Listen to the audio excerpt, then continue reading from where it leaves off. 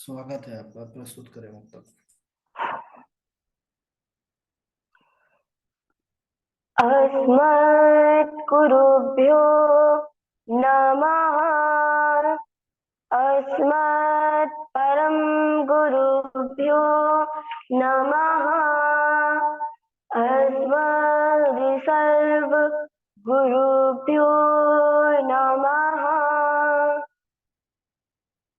श्री राधा कृष्णाभ्याम नमः। श्रीमते रामानुजाय नमः। लंबोदरं परम सुंदरमेकदंतं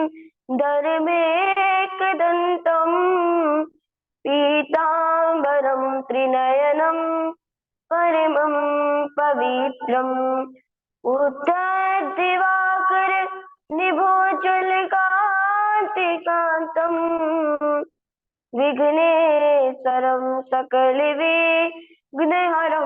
नमामि।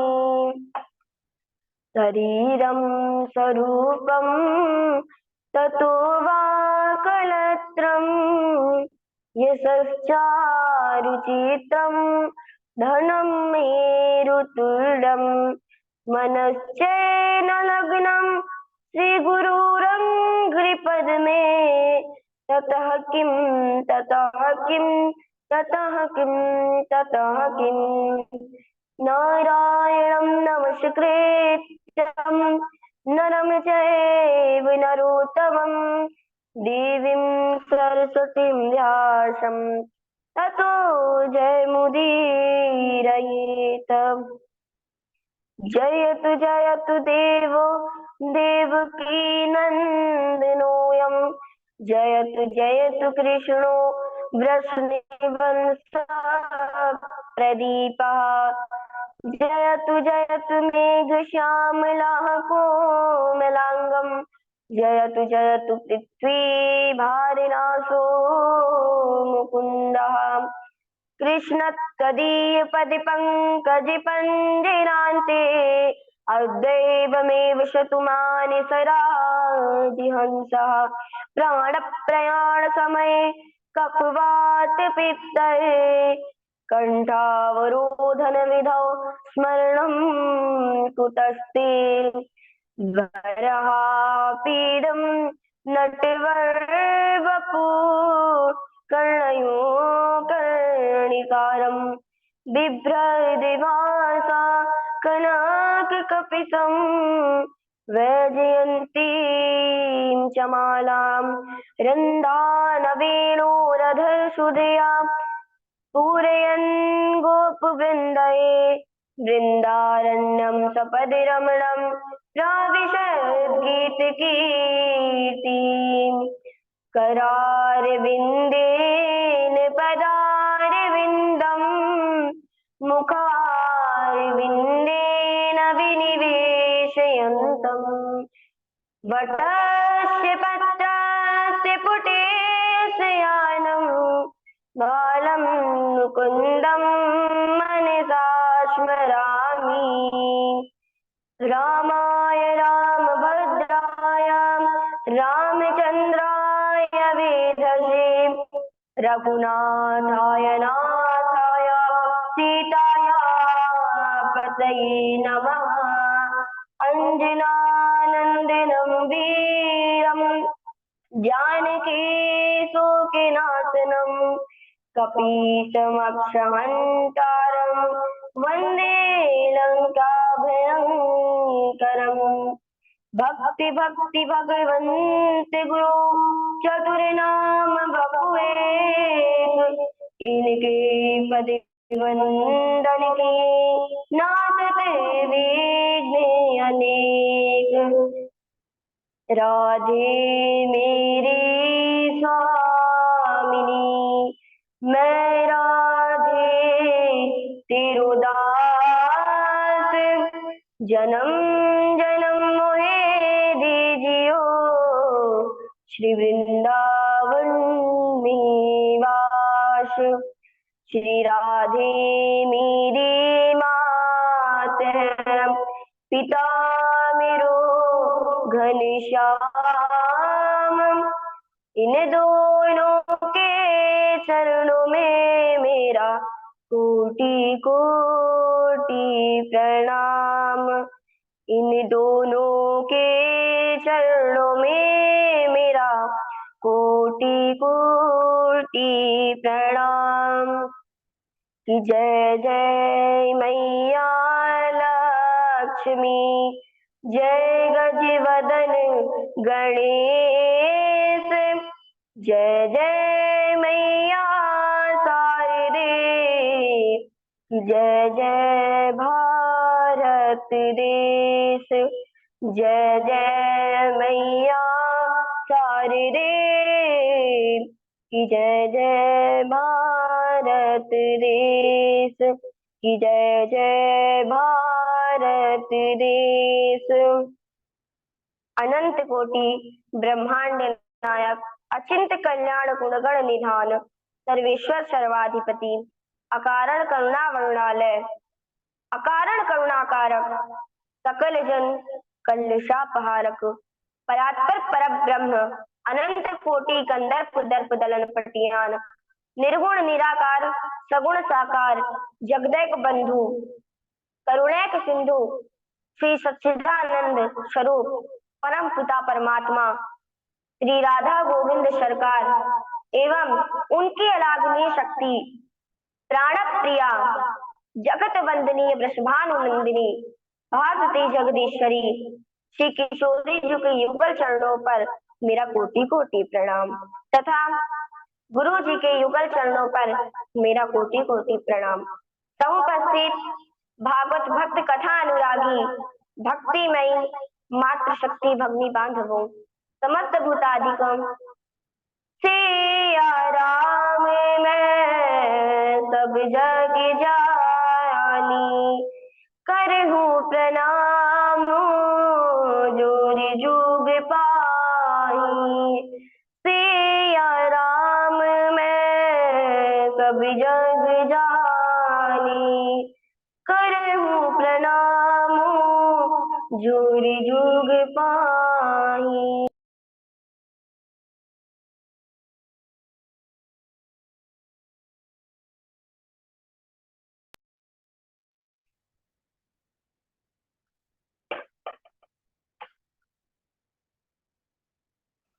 आज मैं भगवान श्री कृष्ण और रुक्मणी विवाह की कथा का प्रसंग सुनाने जा रही हूँ।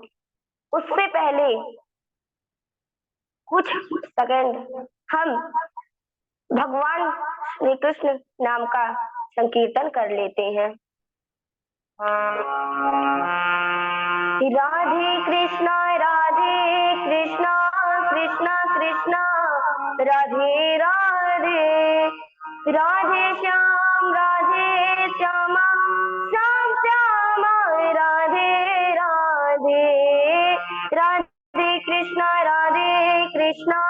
कृष्णा कृष्णा राधे राधे, राधे श्यामा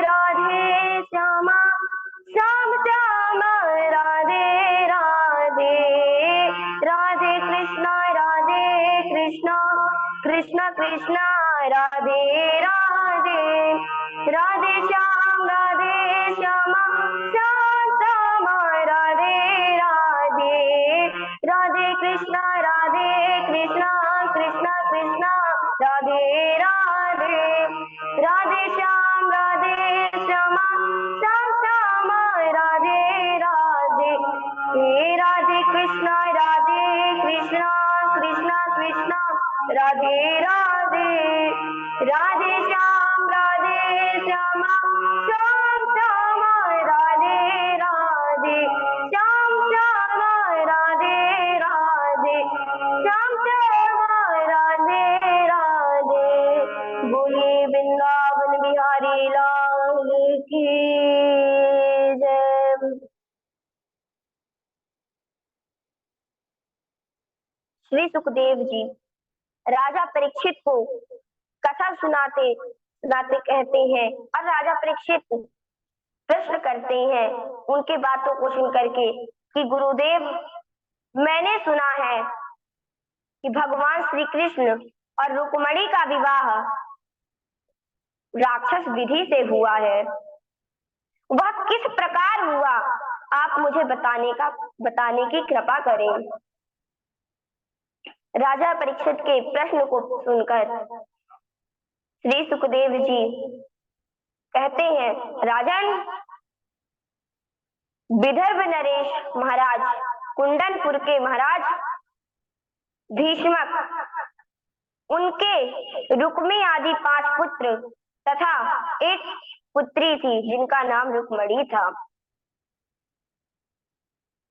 इधर नारद जी जब भी कुंडनपुर आते या महाराज भीष्मक के महल आते तो भगवान श्री कृष्ण की इतने लीलाओं का गुणगान करते कि रुक्मणी जी जब उन लीलाओं का वर्णन सुनती तो उनके मन में, वो अपने मन में श्री कृष्ण को अपने प्रतिरूप में सोच रही थी कि मैं श्री कृष्ण की अर्धांगिनी हूँ।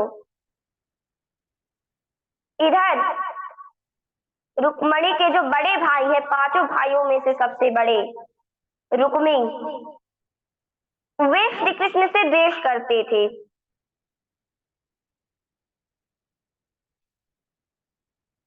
इसलिए वो अपने मित्र चेदी नरेश शिशुपाल से रुक्मणी का विवाह निश्चित कर दिया।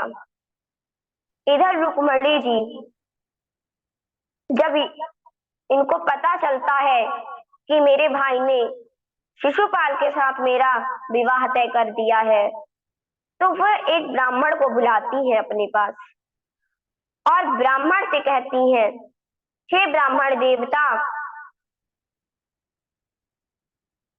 मैं आपको एक पत्र देती हूँ, आप द्वारका जा करके ये पत्र श्री कृष्ण जी को दे दीजिएगा और उनसे कहिएगा कि यह पत्र रुक्मणी माता ने आपके लिए भिजवाया है। इधर ब्राह्मण देवता रुक्मणी जी का पत्र लेकर के द्वारका आते हैं और द्वारका आकर के जब उन्होंने श्री कृष्ण जी के पास गया तो श्री कृष्ण जी ने पूछा ब्राह्मण देवता से, ब्राह्मण देवता क्या हुआ, सब ठीक ठाक तो है ना, आपका यहाँ किस कारण से आना हुआ है। तब ब्राह्मण देवता कहते हैं, हे प्रभु, मैं आपके लिए विदर्भ नरेश महाराज भीष्मक की राजकुमारी श्री रुक्मणी जी के लिए रुक्मणी जी का पत्र लेकर के आया हूँ। रुक्मणी जी ने आपके लिए पत्र भेजा है। तब श्री कृष्ण जी ब्राह्मण देवता से कहती है कि हे ब्राह्मण देवता, आप पढ़कर के सुनाइए इस पत्र में क्या लिखा है। तब ब्राह्मण देवता ने कहा, प्रभु, यह पत्र आपके लिए पर्सनल भिजवाया गया है तो मैं इसको कैसे पढ़ सकता हूँ। तब भगवान श्री कृष्ण ने कहा, हे ब्राह्मण देवता, आप सुनाइए, मेरे और ब्राह्मणों के बीच में कोई भी प्राइवेट या पर्सनल बातें नहीं होती है। तब ब्राह्मण देवता ने पत्र सुनाना प्रारंभ किया। मानो रुक्मणी जी ने 7 श्लोकों में उस पत्र में लिखा है, मानो उन 7 श्लोकों में उन्होंने सप्तपदी कर ली हो। अपने मन की व्याख्याओं का पूरा वर्णन उन 7 श्लोकों में कर दिया हो। रुक्मणी जी उस पत्र में लिखती हैं, श्रुत्वा गुणान भुवन सुंदर शृण्वतां ते निर्विश्य कर्ण वीरवारतोंगतापं रूपं रसां रसितां खिलार्थलाभं त्वयाच्युता विशति चेत्तमपत्रं मे। हे त्रिभुवन सुंदर, हे श्री कृष्ण, जब से मैंने आपके गुणों का वर्णन सुना है, मेरा मन लज्जा शर्म सब कुछ छोड़ करके आप में ही प्रविष्ट हो गया है। इस संसार में ऐसी कौन सी स्त्री है जो आपको पति रूप में प्राप्त ना करना चाहती हो। मैंने व्रत नियम आदि का पालन किया तो आप ही मेरे पति हो। शिशुपाल आदि कोई भी मेरा स्पर्श भी ना कर पाए। और रुक्मणी जी इस पत्र में कहती हैं, यदि आपको लगता है कि मुझे प्राप्त करने के लिए, मेरे अंतःपुर में आने के लिए, कुंडलपुर में आने के लिए आपको मेरे सगे संबंधियों का वध करना पड़ेगा, तो ऐसा मत सोचिए। मैं आपको एक उपाय बताती हूँ। अंतःपुरांतरचरी मनिहात बंधुम सत्वामुदभहे कथमिति प्रबुदाम्युपायम्। पूर्वे दयुरस्ति महती कुलदेवी यात्रा यस्यां बहिर्नववधू गिरिजामुपेयात। हमारे कुल की एक परंपरा है कि जिस भी स्त्री का विवाह होने वाला रहता है तो वह कन्या सबसे पहले प्रथम पूजा कुल देवी के मंदिर जाकर करती है। आप वहीं आकर के मेरा हरण कर लीजिएगा। और प्रभु, यदि मेरा विवाह आपसे नहीं हुआ तो मैं अपना प्राण त्याग दूंगी और अगले जन्म में पुनः आपको प्राप्त करने का प्रयास करूंगी। इधर श्री कृष्ण ने जब इस पत्र को सुना, इस पत्र में क्या लिखा है, तो तुरंत ब्राह्मण देवता का हाथ पकड़ करके महल के बाहर आ गए और रथ में बैठ करके रातों रात कुंदनपुर पहुंच गए। कुंदनपुर पहुंच गए। यहाँ द्वारका में जब बलराम जी को पता चलता है कि कृष्ण जी कुंदनपुर के लिए गए हैं तो उन्हें चिंता होने लगती है और वो भी श्री कृष्ण जी के पीछे पीछे कुंदनपुर की यात्रा करते हैं। इधर जब कृष्ण जी कुंदनपुर आते हैं तो महाराज भीष्मक ने उनका स्वागत सत्कार किया। इधर प्रातः काल जब ब्राह्मण देवता रुक्मणी जी के पास आते हैं, उनका मुख प्रसन्नता से खिला हुआ था। उनका मुख प्रसन्नता से खिला हुआ देखकर रुक्मणी माता भी प्रसन्न हो गई और मन में विचार किया, यदि ब्राह्मण देवता प्रसन्न है तो जरूर कुछ न कुछ खुशी की बात ही लेकर के आए होंगे। तब रुक्मणी माता पूछती है ब्राह्मण देवता से, हे ब्राह्मण देवता, क्या संदेश लेकर आए हैं। तब ब्राह्मण देवता कहते हैं कि माता, मैं कोई संदेश नहीं बल्कि स्वयं साक्षात कृष्ण को ही लेकर के आ गया हूँ। यहाँ जब रुक्मणी जी यह सुनती हैं तो बहुत प्रसन्न हो जाती हैं। प्रातः काल रुक्मणी जी जब कुल देवी के मंदिर जाती हैं पूजन के लिए तो उनसे हाथ जोड़ करके प्रार्थना करती हैं, नमस्ते तां विवेक्षणं सकांतन्युतां शिवां भूयात् पतिर्मे भगवान कृष्ण सस्तनुमोदताम्। गणपति के साथ माता अंबिका को मैं बारंबार प्रणाम करती हूँ। आप मुझे आशीर्वाद दीजिए कि श्री कृष्ण ही मेरे पति हो। इस प्रकार प्रार्थना कर रुक्मणी मंदिर से बाहर निकली और श्री कृष्ण को देखने के लिए जैसे ही उन्होंने अपना घूंघट हटाया तो उनके सौंदर्य को देखकर अनेकों सैनिक मूर्छित हो गए। यहाँ श्री कृष्ण जी ने अपने रथ को शिशुपाल के रथ के जैसे सजाया और कुलदेवी के मंदिर पहुंचाए। जब सैनिकों ने उस रथ को देखा तो सोचा कि अरे शिशुपाल आए हैं। यहाँ भगवान श्री कृष्ण ने रुक्मणी का हाथ पकड़ा और रथ में बिठाल कर ले गए।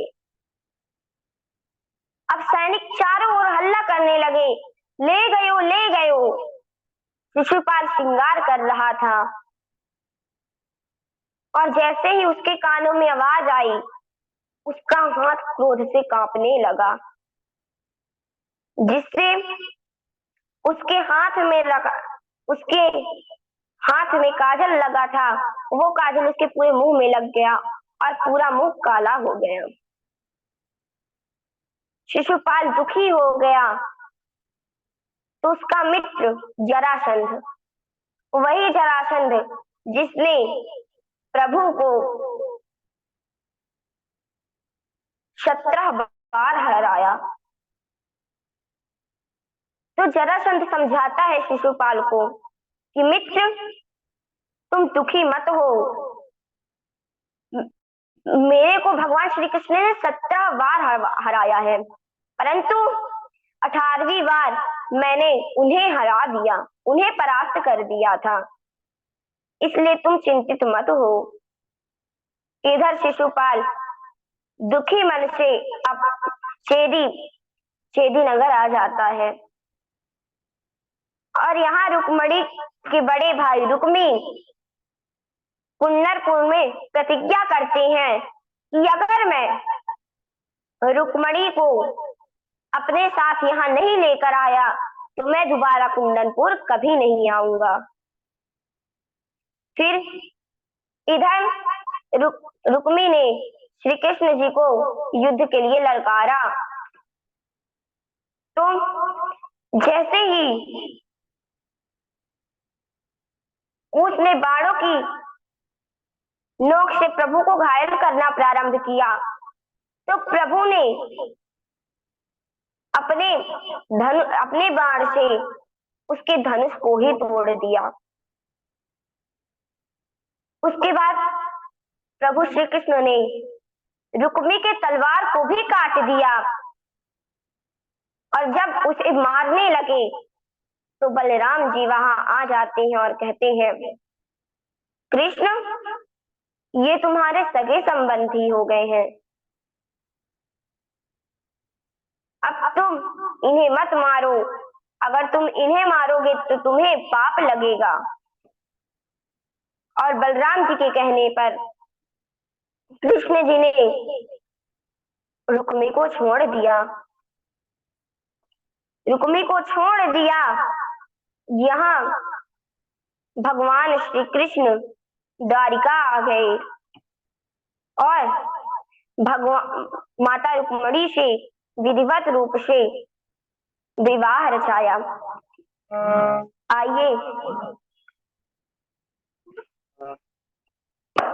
आइए एक भजन श्रवण करते हैं, उसके बाद आगे की कथा को भी श्रवण करेंगे।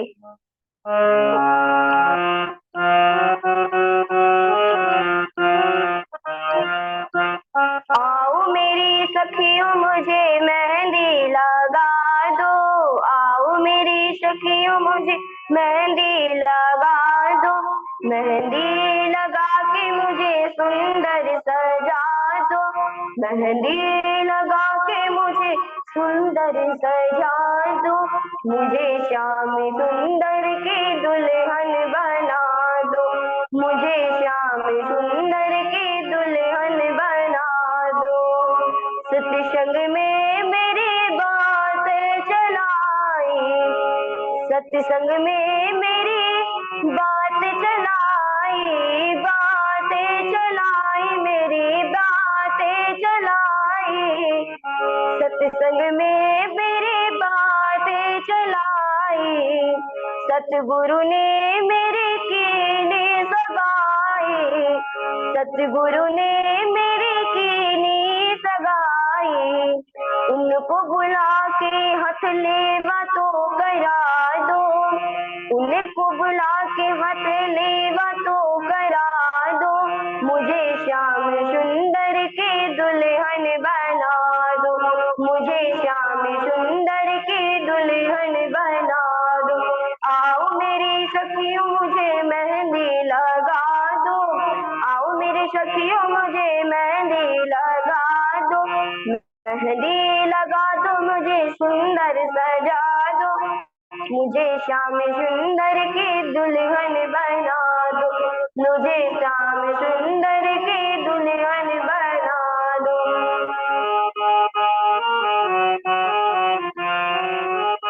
आओ मेरी सखियों मुझे मेहंदी लगा दो, आओ मेरी सखियों मुझे मेहंदी लगा दो, मेहंदी लगा दो, मुझे सुंदर सजा दो, मेहंदी लगा दो, मुझे सुंदर सजा दो, मुझे श्याम सुंदर की दुल्हन बना दो, मुझे श्याम सुंदर की दुल्हन बना दो, मुझे श्याम सुंदर की दुल्हन बना दो।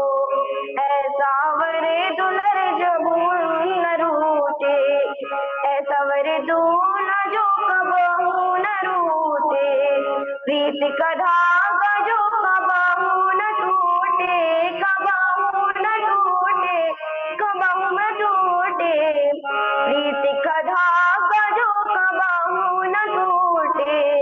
आज मेरी मोतियों से मांग भरा दो, आज मेरी मोतियों से मांग भरा दो, मुझे श्याम सुंदर की दुल्हन बना।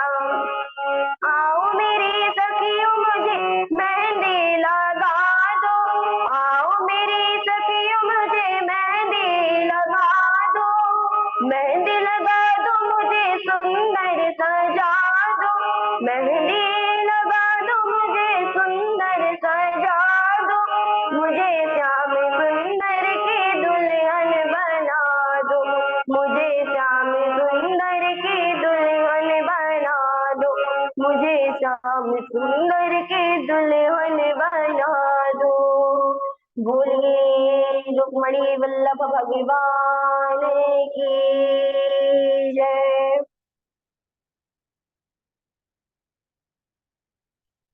इधर श्री सुखदेव जी राजा परीक्षित को बताते हैं, परीक्षित कामस्तु वस्तु देवांसो दग्धा प्रागिरुद्रमन्युनः देहोपपत्रये भूयः तमेव प्रपत्तिपाद्यता। पूर्व काल में श्री सुखदेव जी कहानी बता रहे हैं कामदेव और रति की, कि पूर्व काल में कामदेव रुद्र भगवान शिव के एक रूप रुद्र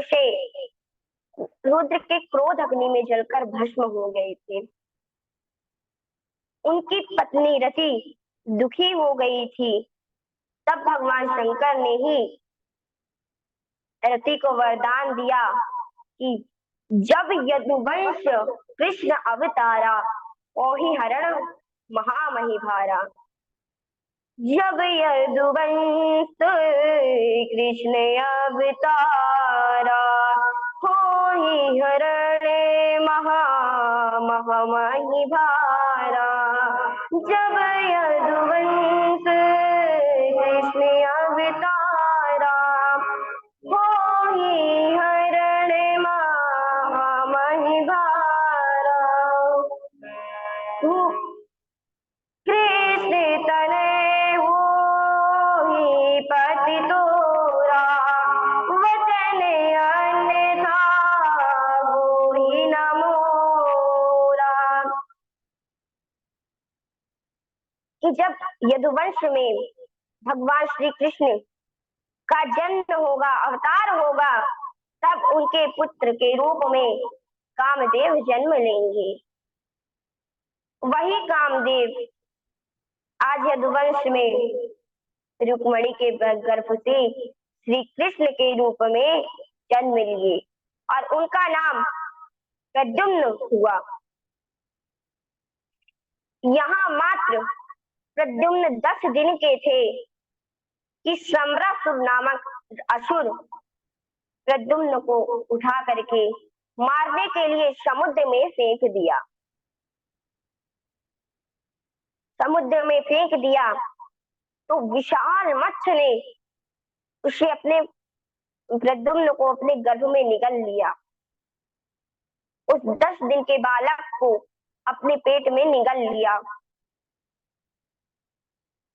जब मछुआरे मछली पकड़ने के लिए समुद्र पर आते हैं तो उनके जाल पर वही विशाल मत्स्य फंस जाता है।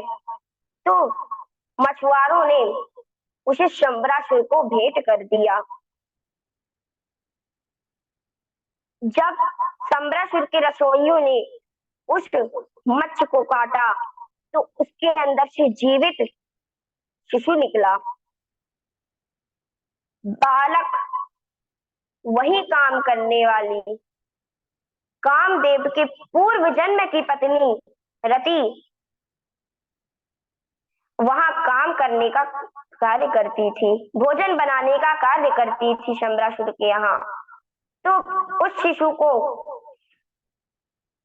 उस रति को भेंट कर दिए। जब रति उस बालक का पालन पोषण करने लगी तभी एक दिन नारद जी रति के पास आते हैं और कहते हैं, रति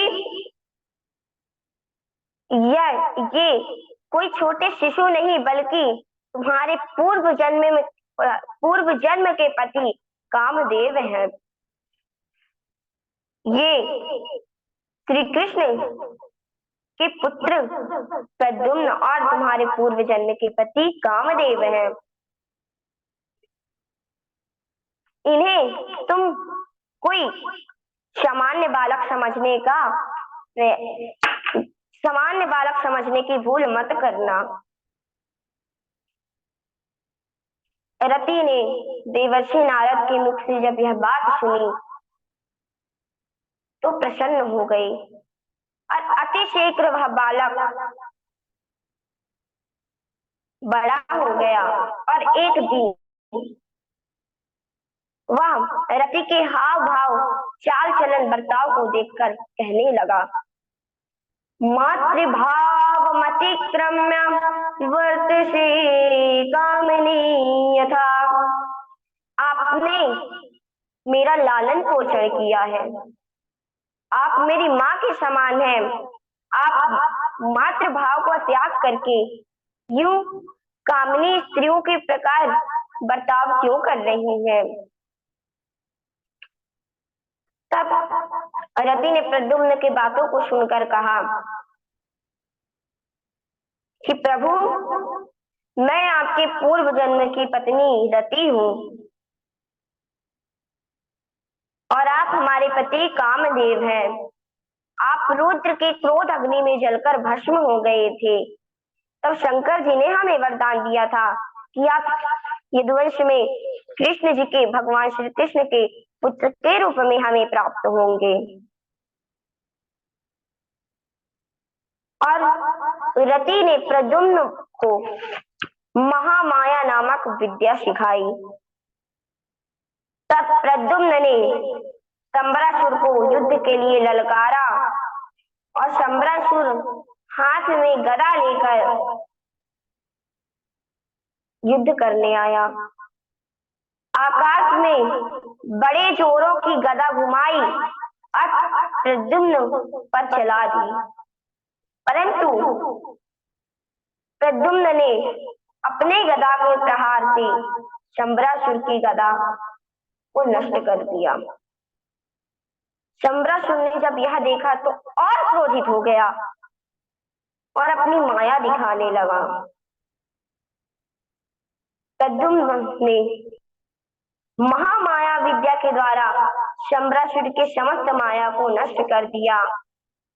उसके बाद उन्होंने अपने तीक्ष्ण तलवार से उसके सर को उसके शरीर से अलग कर दिया और जैसे प्रद्युम्न ने शंबरासुर का उद्धार किया, उसी समय आकाश में जय जयकार होने लगे, ढोल नगाड़े बजने लगे, पुष्पों की वर्षा करने लगे। देवता आदि और रति प्रद्युम्न को आकाश मार्ग से द्वारका ले आई। द्वारका की स्त्रियों ने जब प्रद्युम्न को देखा तो लज्जित होकर छिपने लगी, क्योंकि उनको लगा कि ये स्वयं भगवान श्री कृष्ण है, जबकि वो भगवान श्री कृष्ण के पुत्र प्रद्युम्न थे। प्रद्युम्न और भगवान श्री कृष्ण का स्वरूप एक ही जैसा दिखता था। जब रुक्मणी मैया के सामने रति प्रद्युम्न को लेकर आती है तो रुक्मणी माता रोने लगती हैं और कहती हैं, अगर मेरा पुत्र जीवित होता तो वह भी इतना बड़ा होता। तभी नारद जी आते हैं और कहते हैं रुक्मणी माता से, हे मैया, ये आपका ही पुत्र है। मैया ने जब यह सुना तो प्रसन्न हो गई और प्रद्युम्न को गले से लगा लिया।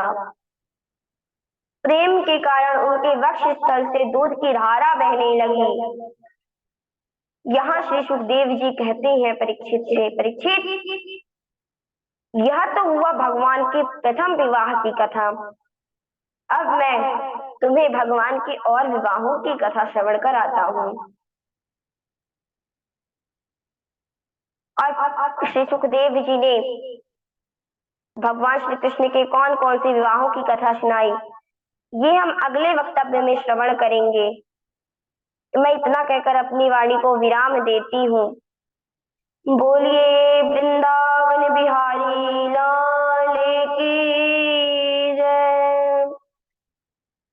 श्री राधा कृष्ण भगवान की जय।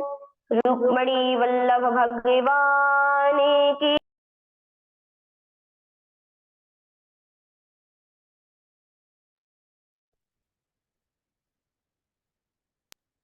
जय श्री राधे, जय जय श्री राधे, जय जय श्री राधे। राधे राधे गुरु जी प्रणाम। बहुत बढ़िया, बहुत ही गंभीरता के साथ और पूर्वी भगवान जी के सुंदर विवाह का वर्णन सुनाई है। बहुत अच्छा। साथ में आगे का भी प्रसंग आपने लिया, उनके पुत्र का भी। भजन भी बहुत अच्छा आपने गाया। ठाकुर जी कृपा बनी रहे। हमारे झा जी हैं, बहुत सुंदर पूर्वी, बहुत सुंदर, मन जीत लिया। बहुत सुंदर, इसी प्रकार प्रवचन वक्तव्य देते रहो। खूब अच्छी तैयारी है तुम्हारी। जय हो, जय हो। जी अंकल जी, राधे राधे प्रणाम। ये सब आप सभी के आशीर्वाद से ही है। बहुत सुंदर, में इसी प्रकार मेहनत करती रहो। बहुत सुंदर।